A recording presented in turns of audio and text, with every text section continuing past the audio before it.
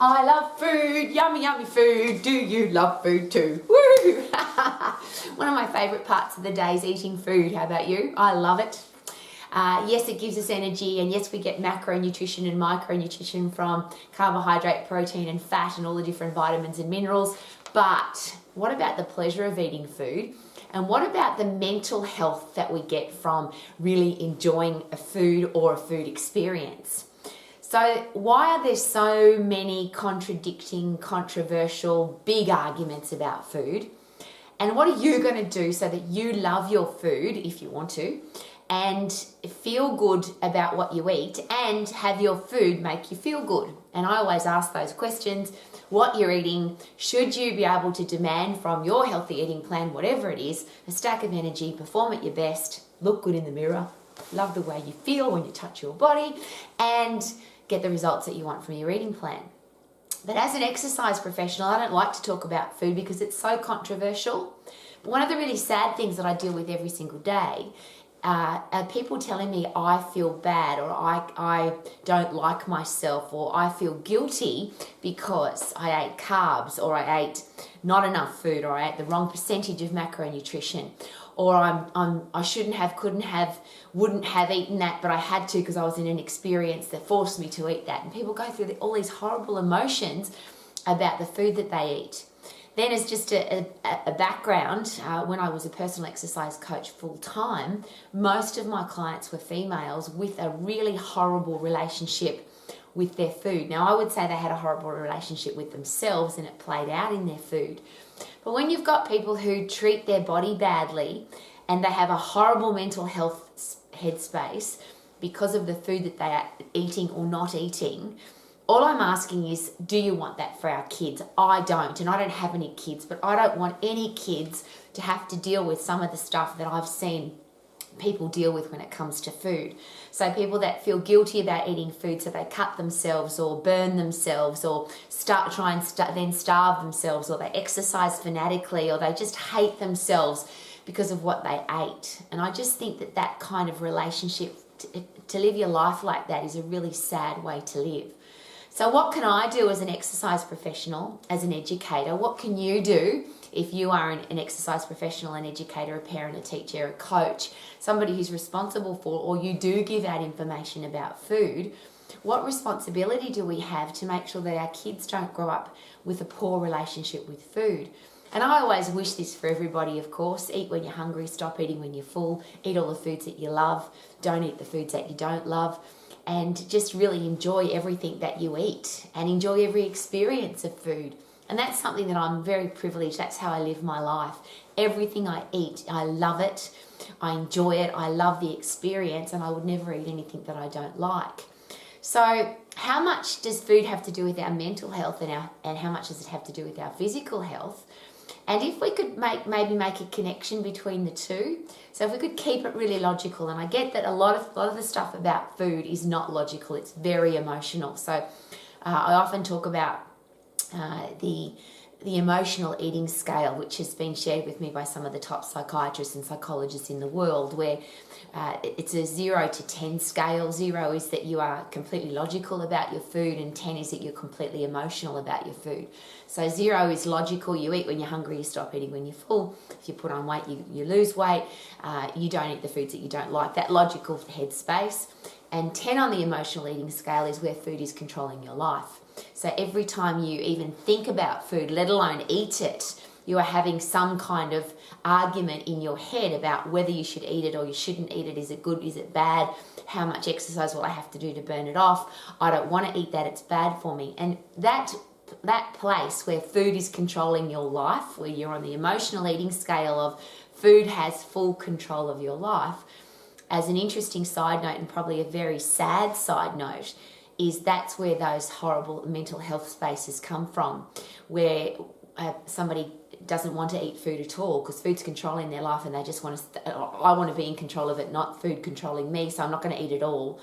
And the technical term for that, of course, is anorexia. People who eat everything that they see and then they feel bad or guilty and then they want to throw it up, which of course is bulimia. Now, that might come in the form of throwing up or taking laxatives to poo it out, or exercising fanatically to try and get rid of the food that you ate. And then the other big reverse end of that scale is where the food wins every argument. So you eat everything, not because you're hungry and not because you need to eat nutrition, but because food's controlling your life, and everything you see, you want to eat it for whatever reason. And obviously it's not logical reasons. It's all about emotion and or poor experiences or yucky things have happened in somebody's life. I don't want that for anybody, and as I share, I've had literally thousands of people in my life who live at 10 on the emotional eating scale, where food is controlling their life, and they've been either anorexic or bulimic or exercise bulimic or obese or a combination of all of those, and I don't want that for people. So if we look at the logical end, and this is not going to help anybody that is at 10 in the emotional eating scale, because it's emotional. What I'm about to share is completely logical.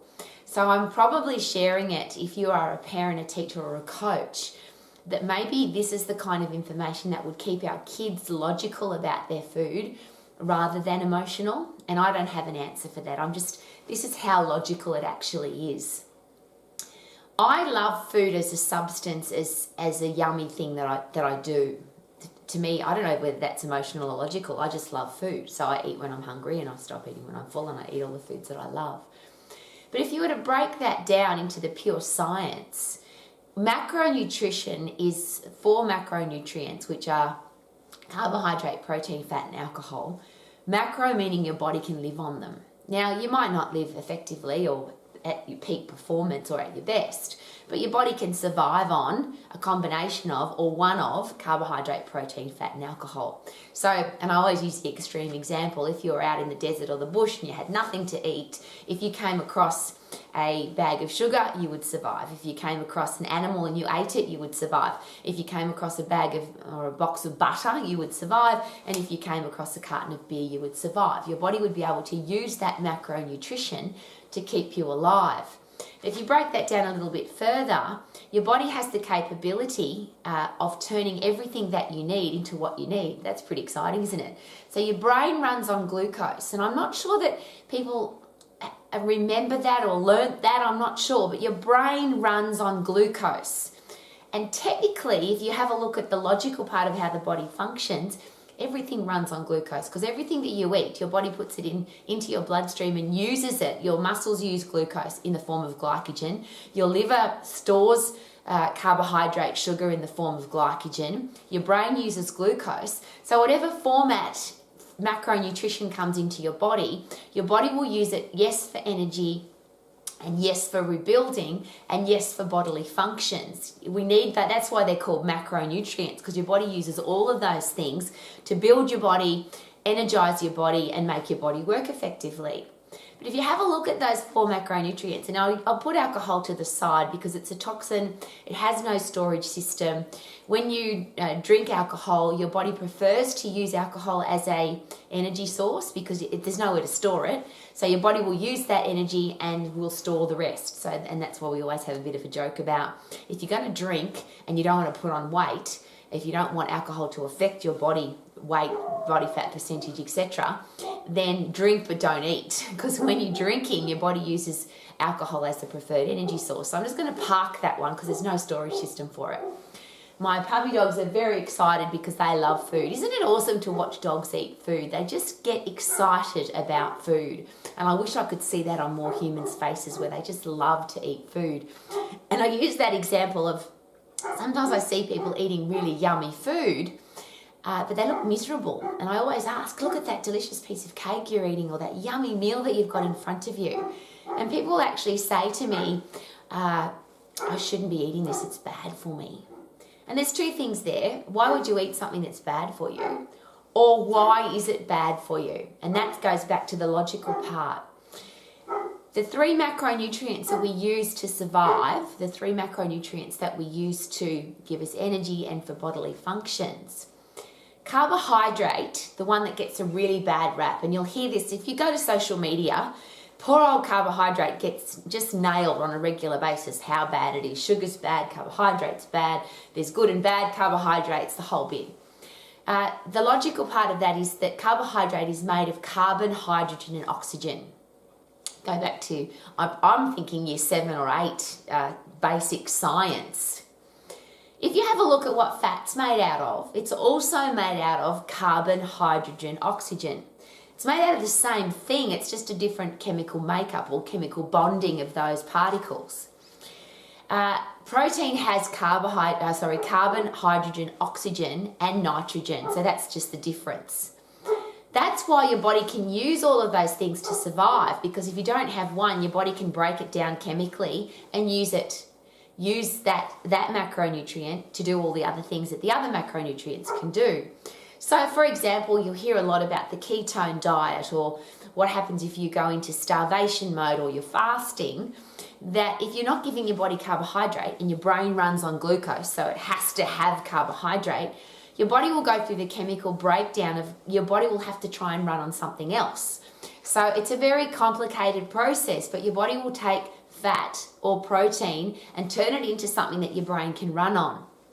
And that's probably a very simplified version of what the ketone process is all about. It's for survival. I get a bit sad about that because I don't want food to be about survival. I would like food to be about pleasure and enjoyment and loving life, because it's a very special part of life. And it gives us energy and performance and makes us feel good and makes us look good. But if you look at those, and I'll leave micronutrition to the side again. If you just look at macronutrition, why is it that carbohydrate, carbon, hydrogen, oxygen, is considered bad? And some people say that fat, carbon, hydrogen, oxygen is good, and protein, at the moment, that's really good. Carbon, hydrogen, oxygen, and nitrogen. They're just stuff that our body runs on. Now, do we want to get them in the right order? Do we want to have the right percentage? Do we want to have the right amount? Is it possible that your body will tell you that pretty quickly without screwing up your headspace? If you don't have very much energy, if you're not performing at your best, if you don't like what you see in the mirror and you don't like the way your body feels when you touch it, and you're not getting the results that you want from your eating plan, is it possible that doesn't matter what percentage of macronutrition you're putting into your body, it's not working? There's so many diets and experts and social media gurus and people preaching about food. But when I ask those 4 questions, do you have a stack of energy? Are you performing at your best? Do you love what you see in the mirror and love the way your body feels to touch it? And are you getting the results that you want? The answer, unfortunately, is often no. And even though people are preaching a certain diet, they aren't either living it, or whatever they're living, whatever they're doing, isn't working. So I'm going to ask this very personal question. Would it be a really good idea to find out for yourself, rather than carbs are bad, fat and protein is good, and that goes in and out of fashion, by the way, because I've lived on the planet a really long time, and there's been time when fat's been good and fat's been bad. Carbs have been good and carbs have been bad. Vegan vegetarian's good and vegan vegetarian's bad. You should be a carnivore. That bloody changes all of the time, because that's all based on opinion. But if you go back to the pure basic science, the common sense and logic, carbon, hydrogen, oxygen, nitrogen, that's what a macronutrient is to make sure that our body can survive. Do we need to get that in the right percentage? And interestingly, what is that? Could it be different for everybody? Some people have faster metabolism, some people have more muscle, some people use their brain more, some people are more physical. It goes back to all of those silly things that we talk about. You need 8 glasses of water and you need to do 10,000 steps and you need to do 3 sets of 10 and you need to have this percentage of macronutrition. Who knows what you need? Isn't it possible that you need to work out what you need that's going to give you the most energy and perform at your best and look good and give you the results that you want? And could that be different for everybody? And the reason I'm so passionate about that question is I know people that are carnivores and they seem to have a stack of energy and they look fantastic. I know people that are vegan vegetarians and they seem to have a stack of energy and they look fantastic. I know people that eat once a day and I know people that eat 12 times a day and they seem to be energetic and feel fantastic. I know people that count their macronutrients and their percentages and weigh everything and measure everything and everything's fanatical about their food, and other people that just eat whatever they bloody well want. I don't know which is going to be best for you. What I do know very passionately is that if you're at 10 on the emotional eating scale, if food is controlling your life, you're going to have some serious challenges with how you feel about yourself and how you feel or how you relate to life. Because if food is controlling your life and every conversation inside your head is whether or not you can eat that or you can't eat that or you should or you shouldn't or it's good or it's bad, I just think that would be a horrible place to live. And I know that it is because I've seen people live there. I've experienced what they've gone through. I'm going to share this again. I have been to my clients' homes after they've eaten carbohydrate or they've eaten too many calories or they've eaten meat and they were a vegan, vegetarian, and they've been so angry with themselves that they've cut themselves, burnt themselves, tried to hurt themselves, tried to kill themselves. To me, that is just the wrong headspace when it comes to food, because the reverse of that is I love food. I enjoy everything that I eat. I have a wow experience with my food and it's yummy. So what do you want for you? What do you want for your family, the people that you care about? What do you want for your clients? And should we find out for ourselves what's going to be best for us rather than telling other people what to do, rather than being told what to do? And if we just look at the logical part of all of that, food is food. Calories are a measurement of energy for our body. We get calories from 4 macronutrients: alcohol, carbohydrate, protein, and fat. Our body can live on all of those. And should we work out for ourselves what's going to be best? And again, could you be one of those people that prefers to run on protein and fat? And there's a lot of people doing that at the moment. And if that's giving you a stack of energy and you're performing at your best and you love living your life like that, congratulations. There are other people that eat about 99% carbohydrate. They eat a little bit of fat and a little bit of protein, and the rest of their food comes from carbohydrate, and they're in great shape and they look fantastic and they've got a stack of energy and they're performing at their best. So who knows what's going to be best for you? Rather than telling people what to do and rather than being told what to do, I'm going to say that again. Wouldn't it be nice if we worked out for ourselves? First of all, let's learn our anatomy and physiology, not nutrition. A lot of exercise professionals say this to me: I should go and do a course on nutrition. Well, ultimately, if you want to understand carbohydrate, protein, alcohol, and fat, the macronutrients, where they come from, how your body uses them, where they're stored, and how you burn them up if you've got too much of them in your body, that's physiology. So if you learn your anatomy, the body systems, and your physiology, how those systems work, is it possible that you'll be able to figure out for yourself? Wouldn't it be nice to be able to analyse any diet, any eating plan, any label on a food product and say, okay, this is going to work for me or this isn't going to work for me based on my physiology, based on my taste, based on when I like to eat, based on my lifestyle, based on what's going to work for me, not what some guru tells me. Wouldn't that be awesome? I would love you to love your food, love every food experience, and enjoy everything that you eat.